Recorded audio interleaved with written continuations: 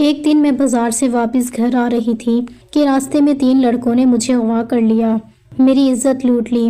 میں روتی ہوئی گھر واپس آ گئی، لیکن میں نے کسی کو نہ بتایا۔ 2 مہینے بعد میری شادی ہو گئی تو شادی کی رات میں ڈر کے مارے کانپ رہی تھی۔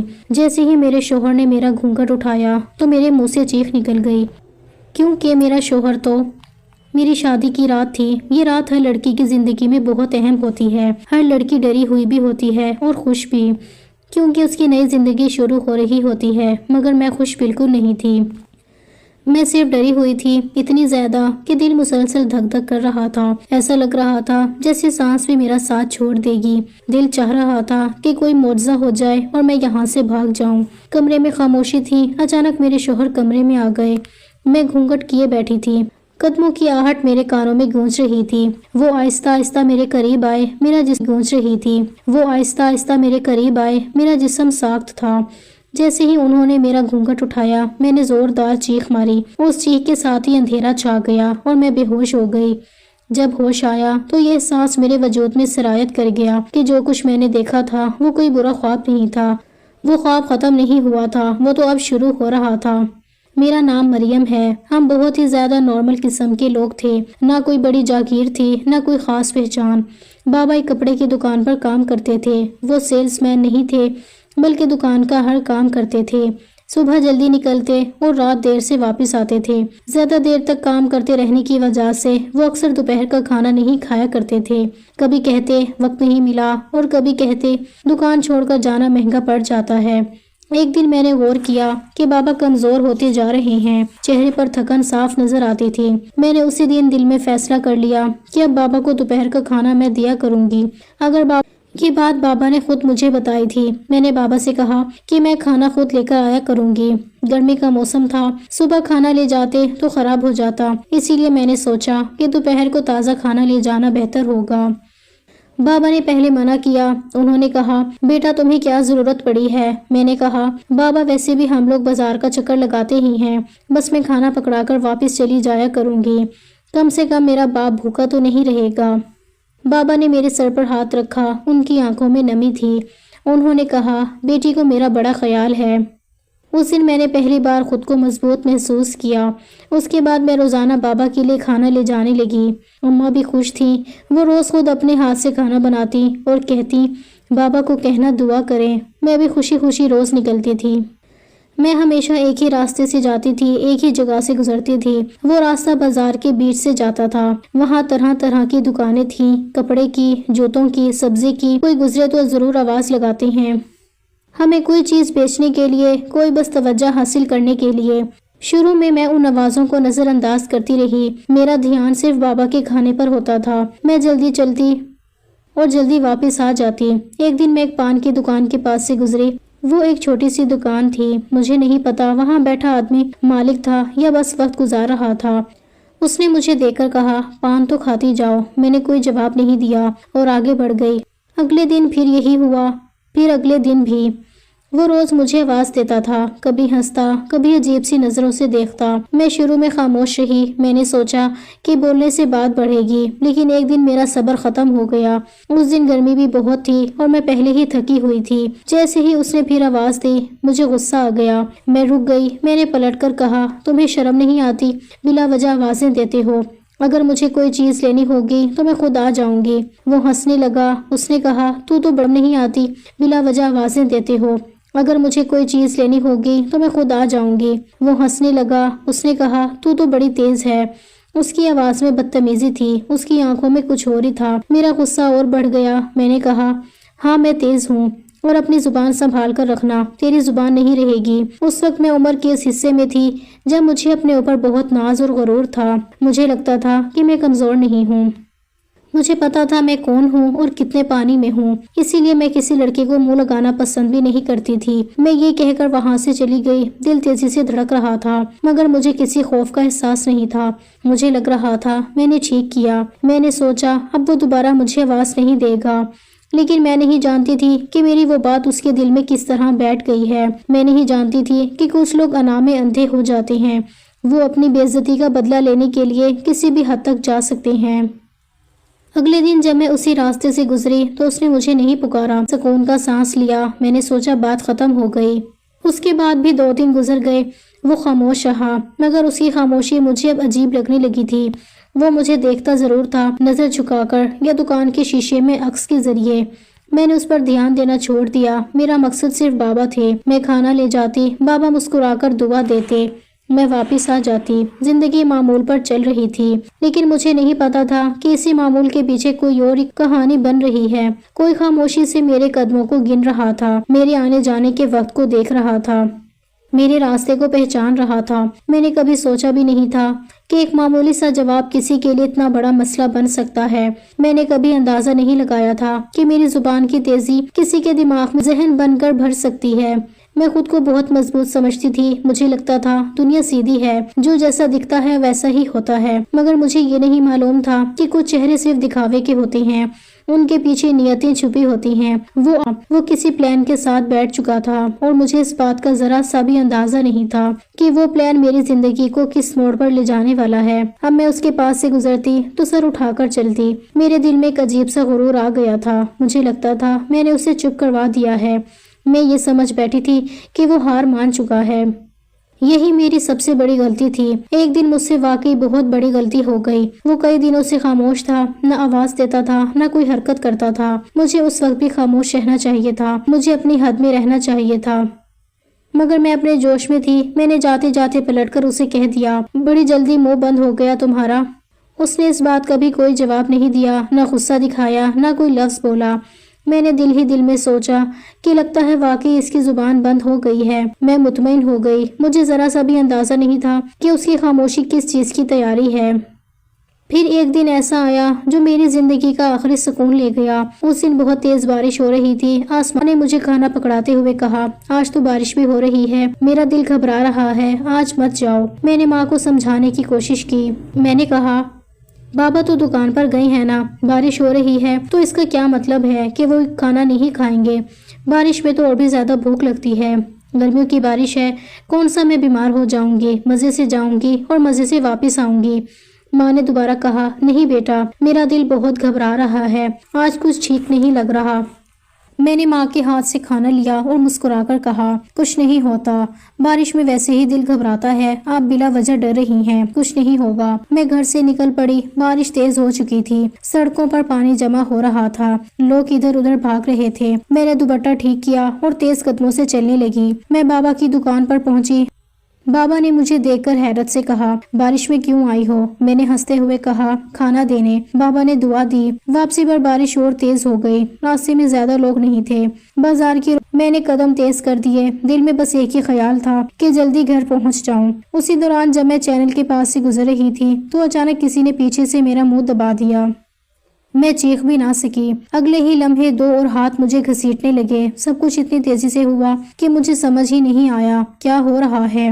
وہ 3 لڑکے تھے، 2 کے چہرے اجنبی تھے، مگر تیسرا چہرہ میرے لیے اجنبی نہیں تھا۔ وہی تھا جو پان کی دکان پر بیٹھا کرتا تھا، وہی جسے میں نے بار بار جواب دیا تھا، وہی جسے میں نے خاموش سمجھ لیا تھا۔ وہ لوگ اسے بار بار جمیل جمیل کہہ کر پکار رہے تھے۔ اس لمحے مجھے سمجھ آ گئی کہ اس کی خاموشی کیا تھی۔ وہ خاموشی نہیں تھی، وہ بدلے کی تیاری تھی۔ وہ خاموشی طوفان سے پہلے والی خاموشی تھی۔ اس دن صرف شہر میں طوفان نہیں آیا تھا، میری زندگی میں بھی طوفان آ چکا تھا۔ بارش کی آواز میں میری بے بسی دب گئی، میری چیخیں پانی میں گھل گئیں۔ ان تینوں نے میرے ساتھ وہ کیا جو ایک لڑکی کے ساتھ سب سے برا کیا جا سکتا ہے۔ میں خود کو بچا نہ سکی۔ ان تینوں نے میرے ساتھ وہ کیا جو ایک لڑکی کے ساتھ سب سے برا کیا جا سکتا ہے۔ میں خود کو بچا نہ سکی۔ میرا جسم میرا ساتھ چھوڑ چکا تھا، میری روح جیسے وہی ٹوٹ گئی تھی۔ میں بارش میں پڑی رہی، مٹی میں، پانی میں، خاموش۔ اس کے بعد وہ تینوں مجھے وہیں چھوڑ کر چلے گئے، جیسے میں کوئی چیز نہ ہوں، جیسے میری کوئی قیمت نہ ہو۔ مجھے نہیں معلوم میں کتنی دیر وہاں پڑی رہی، ہوش تھا یا نہیں یہ بھی یاد نہیں، بس اتنا یاد ہے کہ ایک رکشے والا وہاں رکا۔ اس نے مجھے اس حالت میں دیکھا تو گھبرا گیا۔ اس نے مجھے اٹھایا اور رکشے میں ڈال کر ہسپتال لے گیا۔ جب میری آنکھ کھلی تو میں ہسپتال کے بستر پر تھی، پورا جسم درد سے چیخ رہا تھا، آنکھیں جل رہی تھیں، سر بھاری تھا۔ میں نے ادھر ادھر دیکھا، ماں باپ میرے پاس کھڑے تھے، ماں رو رہی تھی، بابا کا چہرہ زرد تھا۔ ڈاکٹر نے بتایا کہ کچھ بہت بڑا ہو گیا ہے، ڈاکٹر کے لفظ میرے کانوں میں گونج رہے تھے۔ ماں کی سسکیاں، بابا کی خاموشی، سب کچھ ایک ساتھ میرے اوپر ٹوٹ رہا تھا۔ میری حالت کیا تھی یہ آپ خود سمجھ۔ زندہ تھی مگر اندر سے مر چکی تھی۔ میری وہ مریم جو سر اٹھا کر چلتی تھی کہیں کھو گئی تھی۔ اس دن کے بعد میں صرف سانس لیتی لاش بن گئی تھی، اور سب سے تکلیف دہ بات یہ تھی کہ مجھے اس بات کا پورا یقین ہو چکا تھا کہ خاموشی کبھی کبھی سب سے خطرناک جواب ہوتی ہے۔ ڈاکٹر نے صاف الفاظ میں کہا کہ یہ پولیس کیس بنتا ہے، میڈیکل ہو چکا ہے۔ اگر یہ لڑکی پہچانتی ہے کہ اس کے ساتھ یہ سب کس نے کیا ہے تو کیس بھی بن جائے گا اور آپ لوگوں کو انصاف بھی مل جائے گا۔ ڈاکٹر کی آواز میں یقین تھا مگر میرے بابا کے چہرے پر خوف تھا۔ بابا نے آہستہ آواز میں کہا کہ کوئی انصاف نہیں ملے گا، ہمیں نہیں پتا وہ لوگ کون تھے، ابھی تو یہ بات کسی کو بھی نہیں پتا، اگر کیس ہوا تو سب کو معلوم ہو جائے گا۔ ہم بیٹی والے ہیں، یہ ہماری بیٹی کا مسئلہ ہے، ہم کوئی کیس نہیں کریں گے۔ میرے بابا نے جو فیصلہ کیا میں اس پر چپ رہی۔ اس وقت میری حالت ایسی نہیں تھی کہ میں اپنے لیے لڑ سکتی، میں تو اپنے اندر سے ٹوٹ چکی تھی۔ میرے لیے کوئی بھی فیصلہ ہو رہا تھا مجھے کوئی نہیں۔ دن رات ایک جیسے تھے، نہ وقت کا احساس تھا نہ اپنے وجود کا۔ جب میں گھر آئی تو سب کچھ بدل چکا تھا۔ گھر کی دیواریں وہی تھیں مگر ماحول بوجھل تھا۔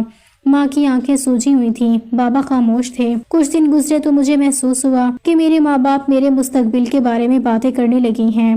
میرے ماں باپ نے میرے لیے رشتہ تلاش کرنا شروع کر دیا۔ ان کا کہنا تھا کہ جتنی جلدی شادی ہو جائے اتنا بہتر ہے۔ شاید آپ لوگ یہ سوچ رہے ہوں گے کہ ماں باپ نے کتنا روایتی رد عمل دیا، مگر وہ اس کے علاوہ اور کیا کر سکتے تھے؟ کیا وہ اشتہار بنواتے کہ ہماری بیٹی کے ساتھ کچھ برا ہوا ہے؟ کیا وہ سب کو بتاتے؟ وہ تینوں پھر بھی پکڑے نہیں جانے تھے۔ ایک دن میری ماں میرے پاس آ کر بیٹھ گئی۔ اس نے کہا، ہم نے تمہارے لیے ایک لڑکا تلاش کیا ہے، لوگ نارمل ہیں، تمہارے بابا کی طرح ہی دکاندار ہیں۔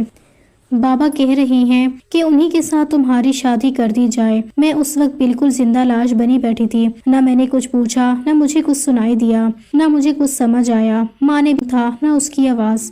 رشتہ ہونے سے لے کر دلہن بننے تک میں بس بیٹھی رہی، جیسے کوئی اور زندگی گزار رہا ہو اور میں صرف تماشا دیکھ رہی ہوں۔ جب میرے سامنے نکاح نامہ آیا تو میں نے اسے دیکھا بھی نہیں، میں نے بس دستخط کر دیے۔ ہاتھ کانپ رہا تھا مگر دماغ خالی تھا۔ ان لوگوں کا ایک رواج تھا کہ دلہن گھونگھٹ میں ہی رہتی ہے، دلہا دلہن کو ساتھ بھی نہیں بٹھایا جاتا۔ مجھے اس رواج سے فائدہ ہی ہوا۔ میں نہیں چاہتی تھی کہ کوئی میرا چہرہ دیکھ کر یہ سوال کرے کہ دلہن کھوئی کھوئی سی کیوں ہے۔ میں کھوئی ہوئی ہی تو تھی۔ میرے ساتھ اتنا بڑا حادثہ ہوا تھا اور ابھی 1.25 مہینہ بھی نہیں گزرا کہ میری شادی کروائی جا رہی تھی۔ میرا دل ابھی بھی اسی بارش میں اٹکا ہوا تھا، اسی چینل کے کنارے، اسی خاموشی میں۔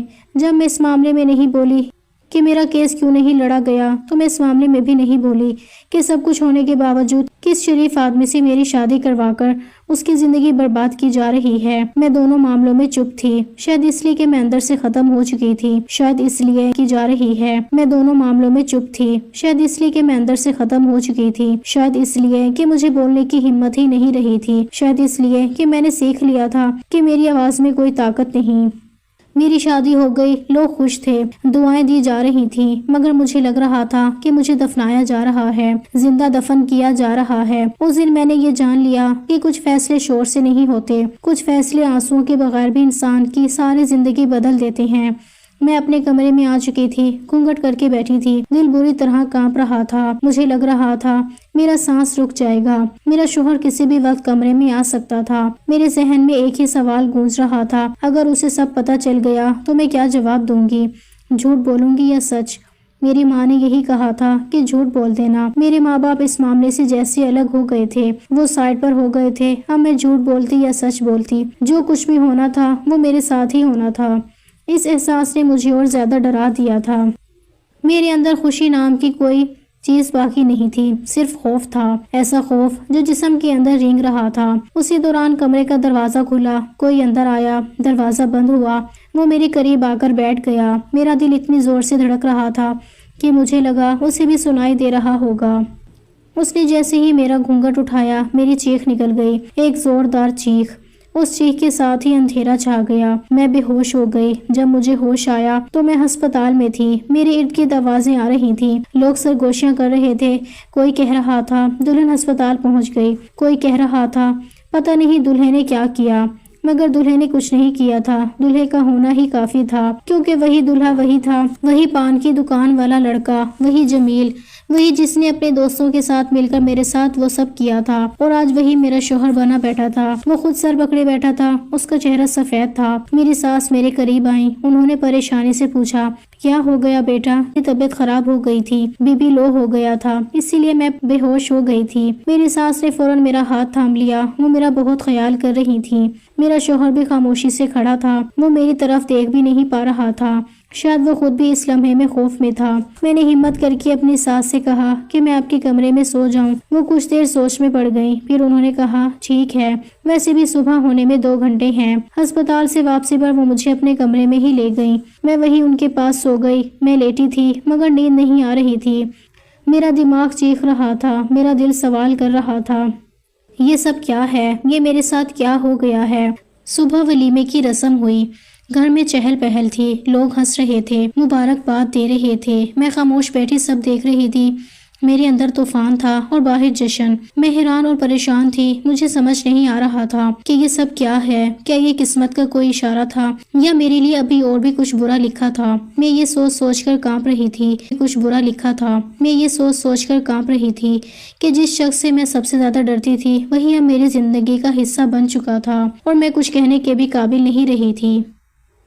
ولیمے کی جو رات تھی، اس رات بھی میں نے اپنی طبیعت کا بہانہ بنا لیا۔ میں نے کہا کہ میرا سر بھاری ہے اور دل گھبرا رہا ہے۔ کسی نے زیادہ سوال نہیں کیا۔ میں پھر اپنی ساس کے کمرے میں سو گئی۔ اس رات بھی نیند میری آنکھوں سے کوسوں دور تھی۔ میں چھت کو دیکھتی رہی اور دل میں بار بار وہی منظر آتا رہا جس سے میں بھاگتی رہی تھی۔ اگلے دن سارے مہمان جا چکے تھے، گھر میں اچانک خاموشی چھا گئی تھی۔ وہ شور، وہ ہنسی، وہ رسمیں سب ختم ہو چکی تھی۔ اب حقیقت سامنے تھی اور میں اس حقیقت سے نظریں چرا رہی تھی۔ میری ساس مجھے غور سے دیکھ رہی تھی، پھر انہوں نے آہستہ سے کہا، بیٹا کیا بات ہے؟ تم جمیل کے کمرے میں کیوں نہیں جا رہی ہو؟ ان کے منہ سے جمیل کا نام سن کر میرا ضبط ٹوٹ گیا۔ میں رونا شروع ہو گئی، ایسے روئی جیسے برسوں سے روکی ہوئی سسکیاں ایک ساتھ باہر آ گئی ہوں۔ میری ساس گھبرا گئی، انہوں نے فوراً، مجھے بتاؤ، میں تمہارے ساتھ ہوں، میری کوئی بیٹی نہیں ہے، میں تمہیں اپنی بیٹی سمجھتی ہوں۔ ان کے لہجے میں سچائی تھی، خلوص تھا۔ میرے دل کو پہلی بار کسی نے سہارا دیا تھا۔ میں نے روتے ہوئے بس اتنا کہا کہ مجھے ڈر لگتا ہے اس سے۔ یہ کہتے ہوئے میرا پورا جسم کانپ رہا تھا۔ میری ساس نے حیرت سے میری طرف دیکھا، انہوں نے کہا، ارے بیٹا، ڈرنے کی کیا ضرورت ہے؟ پھر وہ خود بولتی چلی گئیں۔ انہوں نے کہا، سچ یہ ہے کہ وہ بہت زیادہ نکما ہو گیا تھا۔ ہمارا خاندانی کام ہے، ہماری اپنی دکان ہے اور بہت اچھی چلتی ہے۔ ہم نے اسے وہاں بٹھایا مگر اس نے کام سیکھنے کی بجائے اپنے نکمے دوستوں کے ساتھ بیٹھنا شروع کر دیا، پڑھائی سے بھی بھاگ گیا۔ بہت کچھ کیا ہم نے اس کے لیے۔ پھر انہوں نے ایک گہری سانس لی اور کہا، پھر ہم نے سوچا کہ شادی کرا دیتی ہیں تو شاید سیدھا ہو جائے، مگر وہ شادی کے لیے بھی نہیں مان رہا۔ آخر ہم نے سب کچھ خود ہی طے کیا، بس اسے اتنا کہا تھا کہ لڑکی خوبصورت ہے۔ انہوں نے کہا، پھر وہ تھوڑا بہت مان گیا۔ شادی کے دنوں میں تو وہ بہت خوش تھا، مگر پتہ نہیں تمہیں دیکھ کے بعد وہ بھی تمہاری طرح پریشان سا لگ رہا ہے، وہ بھی چپ چپ رہتا ہے۔ کیا تم لوگ ایک دوسرے کو پسند نہیں آئے؟ کیا پہلی رات کوئی ایسی بات ہوئی تھی؟ میرا دل زور زور سے دھڑکنے لگا۔ میں نے نظریں جھکا لی اور آہستہ سے کہا، نہیں، کوئی بات نہیں ہوئی تھی۔ یہ کہتے ہوئے میرے اندر ایک جنگ چل رہی تھی۔ سچ میرے ہونٹوں تک آ کر واپس لوٹ گیا۔ میری ساس نے کہا، اچھا۔ پھر انہوں نے نرمی سے کہا، آج کی رات بھی تم یہیں سو جاؤ، کوئی بات نہیں، لیکن کل سے تمہیں جمیل کے کمرے میں جانا پڑے گا۔ پریشان ہونے کی ضرورت نہیں ہے، ہم لوگ اسی گھر میں رہتے ہیں، تم اکیلی نہیں ہو۔ پھر انہوں نے میرے سر پر ہاتھ رکھا اور کہا، تم یوں سمجھو کہ ہم اس نکمے کے ماں باپ نہیں ہیں، تمہارے ماں باپ ہیں۔ اگر کوئی بات ہو تو بے جھجک کہنا۔ ان کے یہ الفاظ میرے دل میں اتر گئے۔ میں یہ تو سمجھ گئی تھی کہ یہ لوگ واقعی بہت اچھے ہیں، ان کے دل میں کوئی میل نہیں ہے، وہ مجھے سچے دل سے اپنانا چاہتے تھے۔ مگر سوال یہ تھا کہ میں اس انسان کے ساتھ اپنی زندگی کیسے شروع کرتی جس نے میری زندگی برباد کی تھی، جس کا چہرہ میرے لیے خوف کی علامت بن چکا تھا، جس کی موجودگی سے میرا وجود کانپ جاتا تھا۔ میں دیر تک یہی سوچتی رہی، دل میں خوف تھا اور ایک الجھن، مگر پھر میں نے خود سے کہا کہ میں کب تک بھاگتی رہوں گی، کب تک خاموش رہوں گی؟ شاید اب مجھے ڈرنے کی ضرورت نہیں تھی۔ میں نے سوچا کہ مجھے اس سے بات کرنی چاہیے، مجھے خود دیکھنا چاہیے کہ اس کے دل میں کیا ہے، کیا وہ سب بھول چکا ہے یا اسے سب یاد ہے، کیا وہ شرمندہ ہے یا بے حس۔ اس سوچ کے ساتھ میں نے فیصلہ کیا کہ میں اس حقیقت کا سامنا کروں گی کیونکہ اب بھاگنے کا کوئی راستہ نہیں بچا تھا۔ میں پھر سے کمرے میں آئی۔ کمرہ خالی تھا، خاموشی بہت گہری تھی۔ دل پھر سے گھبرانے لگا۔ میں چارپائی کے کونے پر بیٹھ گئی۔ ہاتھ ٹھنڈے ہو رہے تھے، سانس بے ترتیب تھی۔ تھوڑی دیر بعد وہ کمرے میں آ گیا۔ اسے دیکھتے ہی میری طبیعت پھر خراب ہونے لگی۔ پیٹ میں مڑوڑ اٹھا، سر گھومنے لگا۔ اس نے فوراً کہا، ڈرو نہیں۔ میں نے تلخی سے کہا، ڈرو نہیں تو اور کیا کروں؟ درندوں سے تو ڈرا ہی جاتا ہے نا۔ تلخی سے کہا، ڈرو نہیں تو اور کیا کروں؟ درندوں سے تو ڈرا ہی جاتا ہے نا۔ وہ یہ سن کر خاموش ہو گیا، پھر کمرے کے ایک سائڈ پر بیٹھ گیا۔ اس کی آواز دھیمی تھی۔ اس نے کہا، مجھے سمجھ نہیں آ رہا کہ میرے ساتھ کیا ہو گیا۔ میں نے زندگی میں کبھی کسی لڑکی کے ساتھ ایسا نہیں کیا۔ پتہ نہیں تم پر مجھے اتنا غصہ کیوں آ گیا تھا اور میں نے وہ سب اس طرح نکال دیا۔ اس نے نظریں جھکا لیں، پھر آہستہ سے کہا، کیا تم مجھے معاف نہیں کر سکتی؟ میں نے فوراً کہا، نہیں، میں کبھی معاف نہیں کر سکتی، ساری زندگی نہیں۔ اور یاد رکھنا، جب تک انسان معاف نہیں کرتا تب تک اللہ بھی معاف نہیں کرتا۔ وہ تڑپ سا گیا۔ اس نے کہا، اللہ تو پتہ نہیں میرے ساتھ کیا کرنا چاہتا ہے کہ تمہیں ہی میری عزت بنا کر بھیج دیا ہے۔ میں نے کڑوا سا ہنسا۔ میں نے کہا، میں تو ہماری عزت کا بوجھ ہوں، تم تو اپنی عزت پہلے ہی خود لوٹ چکے ہو۔ اس کے بعد میرے دل میں جو آیا میں نے کہہ دیا، برسوں کا زہر جیسے ایک دم ابل پڑا ہو۔ میں نے اس سے پوچھا، کیوں کیا تم نے میرے ساتھ ایسا؟ کیوں میری زندگی برباد کرنے کی کوشش؟ آپ کو بتا دوں تو کیا ہوگا؟ وہ گھبرا گیا۔ اس نے کہا، وہ لوگ مجھے جان سے مار دیں گے۔ میں نے کہا، ایسا نہیں ہوگا، وہ تمہارے ماں باپ ہیں، لیکن ہاں، ان کا دل ضرور ٹوٹ جائے گا، بہت بری طرح ٹوٹ جائے گا۔ یہ سنتے ہی وہ رونے لگا۔ اس کے آنسو بہہ رہے تھے، اس کے کندھے ہل رہے تھے، مگر میرے دل میں کوئی رحم نہیں آ رہا تھا۔ میرے اندر بس خالی پن تھا۔ وہ روتے ہوئے کہنے لگا، بس تم اس گھر میں رہو کچھ مہینے، اگر تم مجھے معاف نہ کر پائی تو میں تمہیں آزاد کر دوں گا، میں تم پر کوئی زبردستی نہیں کروں گا۔ میں نے تھوڑی دیر خاموشی کے بعد کہا، ٹھیک ہے۔ اس دن کے بعد ہم ایک ہی کمرے میں اجنبیوں کی طرح رہنے لگے، ایک چھت کے نیچے، دو الگ دنیا میں۔ وہ چارپائی کے ایک کنارے سوتا، میں دوسرے کنارے، ہمارے درمیان جیسے ایک دیوار کھڑی ہو۔ رات کو وہ کروٹ بدلتا تو میں چونک جاتی، میں ذرا سی آواز پر جاگ جاتی۔ وہ کوشش کرتا کہ بالکل خاموش رہے، کبھی آہستہ سے اٹھ کر باہر چلا جاتا، کبھی پوری رات جاگتا رہتا۔ وہ بار بار معافی مانگتا، وہ کہتا، میں ساری زندگی تمہارا خیال رکھوں گا، میں تمہاری ہر بات مانوں گا، میں تمہیں کبھی دکھ نہیں دوں گا۔ وہ میرے لیے پانی رکھ دیتا، دوائی رکھ دیتا، دروازہ خود کھول دیتا، خود بند کر دیتا۔ میرے سامنے نظریں نہیں اٹھاتا، مگر میرا دل نہیں مان رہا تھا۔ میں اسے دیکھتی تو مجھے بارش یاد آ جاتی، چینل یاد آ جاتا، وہ خوف یاد آ جاتا۔ کبھی کبھی میں آدھی رات کو جاگ جاتی، سانس تیز ہو جاتی۔ وہ فوراً اٹھ بیٹھتا، کہتا، کیا ہوا؟ میں کچھ نہیں کہتی۔ وہ خاموشی سے باہر چلا جاتا۔ ہم دونوں ایک ہی کمرے میں تھے، مگر ایک دوسرے سے میلوں دور۔ وہ پچھتاوے میں جل رہا تھا اور میں یادوں میں۔ اس نے کئی بار کہا کہ وہ اپنی سزا قبول کرنے کو تیار ہے۔ اس نے کہا، اگر تم کہو تو میں سب کے سامنے سچ بتا دوں گا، مگر میں خاموش رہی، کیونکہ میں تھک چکی تھی، لڑ لڑ کر، سہ کر۔ اس کمرے میں ہم میاں بیوی نہیں تھے، ہم دو ٹوٹے ہوئے انسان تھے، ایک جرم کے دو الگ انجام۔ اور میرے دل میں بس ایک ہی سوال تھا، کیا وقت واقعی سب کچھ بدل دیتا ہے، یا کچھ زخم ایسے نہیں تھے؟ ہم دو ٹوٹے ہوئے انسان تھے، ایک جرم کے دو الگ انجام۔ اور میرے دل میں بس ایک ہی سوال تھا، کیا وقت واقعی سب کچھ بدل دیتا ہے، یا کچھ زخم ایسے ہوتے ہیں جو سانسوں کے ساتھ جیتے ہیں؟ وقت آہستہ آہستہ چلنے لگا، دن دن کے بعد گزرتے گئے، وہی گھر، وہی کمرہ، وہی خاموش فاصلہ، مگر ایک چیز بدلنے لگی، جمیل بدلنے لگا۔ شروع میں وہ بس خاموش رہتا تھا، پھر ایک دن وہ صبح جلدی اٹھا، نہایا، کپڑے بدلے اور دکان جانے کی تیاری کرنے لگا۔ میں نے کچھ نہیں کہا، میں نے صرف دیکھا۔ اس دن وہ شام کو تھکا ہوا واپس آیا، اس کی آنکھوں میں عجیب سی سنجیدگی تھی۔ وہ خاموشی سے آ کر بیٹھ گیا۔ اگلے دن بھی وہ دکان گیا، پھر اگلے دن بھی۔ اب وہ روز جانے لگا تھا۔ اس کے ماں باپ خوش تھے، خاص طور پر میری ساس۔ وہ بار بار شکر ادا کرتی تھی، وہ کہتی کہ میرا بیٹا اب سیدھی راہ پر آ رہا ہے۔ جمیل اب اپنے ماں باپ کی بات ماننے لگا تھا، جو کہتے وہ سن لیتا، جو سمجھاتے وہ قبول کر لیتا۔ وہ دوست جن کے ساتھ وہ دن بھر بیٹھا رہتا تھا اب نظر نہیں آ گیا تھا۔ وہ اب مجھ سے بات کرنے سے پہلے اجازت لیتا تھا۔ وہ کبھی اونچی آواز میں نہیں بولا، کبھی میرے قریب آنے کی کوشش نہیں کی۔ وہ بس ایک فاصلے پر رہ کر اپنا پچھتاوا جیتا رہا۔ میں یہ سب دیکھ رہی تھی، مگر میرا دل اب بھی بند تھا۔ میں نے خود کو یہ اجازت نہیں دی تھی کہ میں اس تبدیلی پر یقین کروں، کیونکہ مجھے ڈر تھا اگر میں نے یقین کر لیا اور وہ پھر ویسا ہی نکل آیا تو میں دوبارہ ٹوٹ جاؤں گی۔ ایک دن میری ساس نے مجھے غور سے دیکھا۔ انہوں نے شاید میری آنکھوں میں وہ خوف پڑھ لیا تھا جو میں چھپانے کی کوشش کرتی تھی۔ انہوں نے مجھے اپنے پاس بٹھایا، آہستہ آواز میں کہا، بیٹا ایک بات پوچھوں؟ میں نے سر ہلا دیا۔ انہوں نے کہا، تم اور جمیل ایک دوسرے سے اتنے دور کیوں رہتے ہو؟ تم مسکراتی نہیں ہو، تم باتیں نہیں کرتی۔ مجھے لگتا ہے کوئی بات ہے جو ہم نہیں جانتے۔ میرا دل زور سے دھڑکا، میں نے نسیں جھکا لی۔ انہوں نے میرا ہاتھ تھاما، کہا، ڈرو نہیں، اگر کچھ ہے تو مجھے بتاؤ۔ میں خاموش رہی، مگر میری آنکھوں سے آنسو بہنے لگے۔ میری ساس سمجھ گئی کہ معاملہ بہت گہرا ہے۔ انہوں نے مجھے اپنے سینے سے لگا لیا، کہا، بیٹا اگر اس گھر میں تمہیں کسی نے دکھ دیا ہے تو مجھے معاف کر دینا۔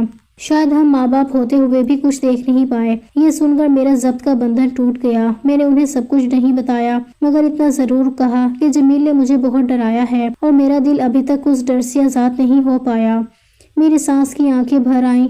انہوں نے کہا، بیٹا اگر تم اسے چھوڑ کر چلی گئی تو یہ پھر سے بگڑ جائے گا۔ ابھی تو یہ بہت ٹھیک ہو گیا ہے، اس نے واقعی خود کو بدل لیا ہے، مگر اس کے بدلنے میں تمہارا بہت بڑا ہاتھ ہے۔ انہوں نے روتے ہوئے کہا، اگر میرے بیٹے سے کوئی بہت بڑی غلطی ہوئی ہے تو اس کی ماں ہونے کے ناطے میں تم سے معافی مانگتی ہوں، مجھے معاف کر دو۔ ان کے یہ الفاظ میرے دل میں اترتے چلے گئے۔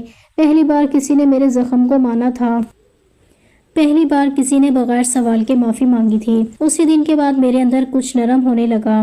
میں نے جمیل کو غور سے دیکھنا شروع کیا، اس کی خاموش خدمت، اس کی نظریں جھکانا، اس کا ہر دن دکان جانا، اس کا تھکا ہوا واپس آنا، اس کا اپنی ماں کی قدم دبانا، اپنے باپ کی بات ماننا۔ وہ اب وہ انسان نہیں لگتا تھا جو کبھی پان کی دکان پر بیٹھ کر بدتمیزی کرتا تھا۔ وہ اب ایک ذمہ دار آدمی بننے کی کوشش کر رہا تھا۔ ایک رات اس نے آہستہ سے کہا، مجھے معلوم ہے تم مجھے کبھی معاف نہیں کر سکو گی، مگر میں چاہتا ہوں کہ تم مطمئن رہو، میں نے اپنی زندگی تمہارے نام کر دی ہے، سزا کے طور پر نہیں، ذمہ داری کے طور پر۔ اس دن میں نے پہلی بار اس کی بات پوری سنی۔ میں نے جواب نہیں دیا، مگر میں نے نفرت سے منہ بھی نہیں موڑا۔ دن گزرتے گئے، مہینے بدلتے گئے۔ ہم ایک ہی کمرے میں تھے، مگر اب خاموشی میں اتنی کاٹ نہیں تھی۔ کبھی وہ مجھے پانی پکڑا دیتا، کبھی میں اس کے لیے چائے رکھ دیتی، یہ سب بغیر لفظوں کے ہوتا۔ ایک دن میں بیمار ہو گئی، بخار تیز تھا، وہ ساری رات جاگتا رہا، دوائی وقت پر دیتا رہا، پانی پلاتا رہا۔ اس رات اس نے مجھ سے کچھ نہیں کہا، بس اپنا فرض نبھایا۔ اسی رات میرے دل نے پہلی بار کہا کہ شاید ہر انسان اپنی بدترین غلطی کے بعد بھی بہتر بن سکتا ہے۔ میں نے اس دن یہ بھی جانا کہ معافی ایک دن میں نہیں ہوتی، قبولیت بھی وقت مانگتی ہے۔ میں نے جمیل کو معاف نہیں کیا تھا، مگر میں نے اسے قبول کرنا شروع کر دیا تھا، ایک انسان کے طور پر، ایک بدلتے ہوئے انسان کے طور پر۔ اور جمیل نے بھی کبھی مجھ پر زور نہیں ڈالا، اس نے کبھی محبت کا مطالبہ نہیں کیا، اس نے بس صبر کیا، خاموشی سے، مستقل مزاجی سے۔ آہستہ آہستہ ہمارا رشتہ نفرت سے نکل کر برداشت میں آیا، برداشت سے سمجھ میں، اور سمجھ سے قبولیت میں۔ ہم دونوں کامل نہیں تھے، ہم دونوں کے درمیان ماضی کا ایک سایہ ہمیشہ موجود رہا، مگر ہم نے سیکھ لیا کہ سایوں کے ساتھ بھی جیا جا سکتا ہے۔ آخرکار ایک دن میں نے خود کو یہ کہتے ہوئے پایا کہ شاید یہی میری کہانی کا انجام ہے، مکمل خوشی نہیں مگر امن، اور کبھی کبھی امن ہی سب سے بڑی خوشی ہوتا ہے۔ اس کہانی میں سب سے اہم سبق یہ ملتا ہے کہ زندگی میں مشکلات اور تکالیف کا سامنا کرتے ہوئے صبر اور تحمل کی طاقت بہت ضروری ہے۔ ہر انسان کی زندگی صبر اور تحمل کی طاقت بہت ضروری ہے۔ ہر انسان کی زندگی میں ایسے لمحات آ سکتے ہیں جب دل شکستہ ہو جائے، دل خوف اور مایوسی سے بھر جائے اور لگے کہ سب کچھ ختم ہو گیا ہے۔ مریم کی کہانی ہمیں یہ سکھاتی ہے کہ اگرچہ زندگی میں شدید تکالیف آ جائیں، دھوکہ اور تکلیف دینے والے انسان ہمارے راستے میں ہوں، تو بھی صبر اور ثابت قدمی سے حالات کو بدلنے کی کوشش کی جا سکتی ہے۔ اس کہانی میں یہ بھی واضح ہوتا ہے کہ انسانی رویہ اور اعمال کا اثر دیر پا ہوتا ہے۔ جمیل نے ماضی میں جو غلطیاں کی، اس کا انجام برا ہوا اور وہ خود اپنی ماضی کو برباد کرنے کے قریب پہنچ گیا، مگر وقت، صحیح رہنمائی اور اس کے ماں باپ کی سمجھداری نے اسے اپنی غلطیوں کو ماننے اور سدھارنے کا موقع دیا۔ یہ ہمیں یہ سکھاتا ہے کہ کبھی کبھی انسان کی زندگی میں دوسروں کا صبر، ہدایت اور محبت ایک تبدیلی کی کنجی ثابت ہو سکتی ہے۔ معافی اور قبولیت کی اہمیت بھی اس کہانی سے واضح ہوتی ہے۔ مریم نے جمیل کے لیے اپنی نفرت کو فوراً نہیں کم کیا، مگر وقت اور اس کی سچائی کے ساتھ وہ آہستہ آہستہ اسے قبول کرنے لگی۔